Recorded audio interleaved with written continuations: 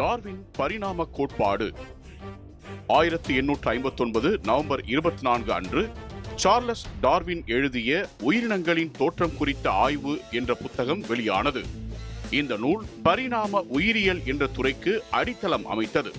1831 முதல் 1836 வரை Darwin HMS beagle என்ற கப்பலில் உலகை சுற்றி வந்தார்.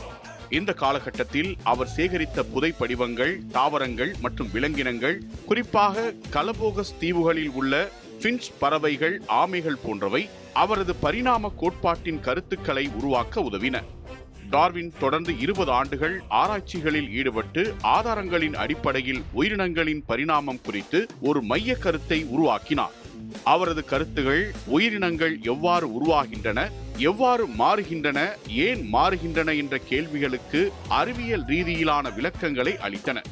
பூமியில் உள்ள உயிரினங்கள் அனைத்தும் ஒரே மூதாதையரிடமிருந்து தோன்றியவை என்பதும், அவற்றின் பன்முகத்தன்மை இயற்கை தேர்வு என்ற வழிமுறைகள் மூலம் உருவானது என்பதும் டார்வினின் கருத்தாக இருந்தது.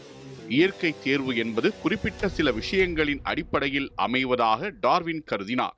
முதலாவதாக வேரியேஷன் எனப்படும் மாறுபாடு. ஒரே இனத்தில் உள்ள உயிரினங்களுக்கிடையே சிறிய பரம்பரை சார்ந்த வேறுபாடுகள் உள்ளன. இந்த மாற்றங்கள் மரபணுக்கள் மூலமாக சந்ததிகளுக்கு கடத்தப்படுகின்றன. அடுத்ததாக ஒவ்வொரு உயிரினமும் மிக அதிக அளவில் சந்ததிகளை உருவாக்கி அவற்றுக்குள்ளே உணவு, நீர், வாழ்விடம் போன்றவற்றுக்கான போட்டியை ஏற்படுத்துகின்றன. இதுவே சர்வைவல் ஆஃப் தி ஃபிட்டஸ்ட் எனப்படுகிறது. இந்த போட்டியில் சூழலுக்கு ஏற்ப உயிரினங்கள் தங்களை தகவமைத்துக் கொள்கின்றன. அந்த மாற்றங்களுக்கான பண்புகளை அடுத்த தலைமுறைக்கு கடத்துகின்றன என்று டார்வின் குறிப்பிட்டார். இவ்வாறு பல தலைமுறைகளாக இந்த பண்புகள் சேரும்போது காலப்போக்கில் புதிய இனங்கள் தோன்றுகின்றன என்பது டார்வினின் கோட்பாடாக இருந்தது. ஆனால் இந்த மிகப்பெரிய ஆய்வின் முடிவுகள் மத ரீதியிலும் சமூக ரீதியிலும் கடுமையான எதிர்விளைவுகளை ஏற்படுத்தும் என்பதால் அவற்றை வெளிப்படையாக அறிவிக்க டார்வின் சற்று தயக்கம் கொண்டிருந்தார். அந்த சமயத்தில் டார்வினுக்கு சமகாலத்திய இயற்கைவாதியான ஆல்பிரட் ரசல் வேலஸ் என்பவர் அதே இயற்கை தேர்வு கோட்பாட்டை ஒத்த ஆய்வு கட்டுரை ஒன்றை டார்வினுக்கு அனுப்பினார்.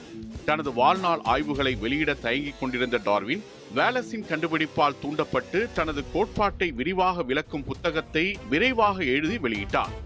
டார்வினின் இந்த புத்தகம் உயிரியல் அறிவியலுக்கு ஒரு புதிய ஒருங்கிணைந்த கட்டமைப்பை வழங்கியது. அறிவியல் சமூகம் மெதுவாக இந்த கோட்பாட்டை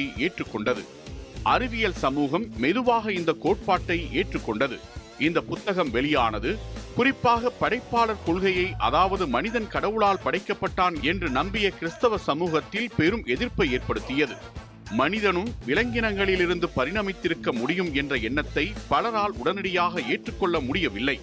இதையடுத்து டார்வினின் கோட்பாடு தொடர்பாக மத, அரசியல், அறிவியல் ரீதியிலான விவாதங்கள் தொடங்கின.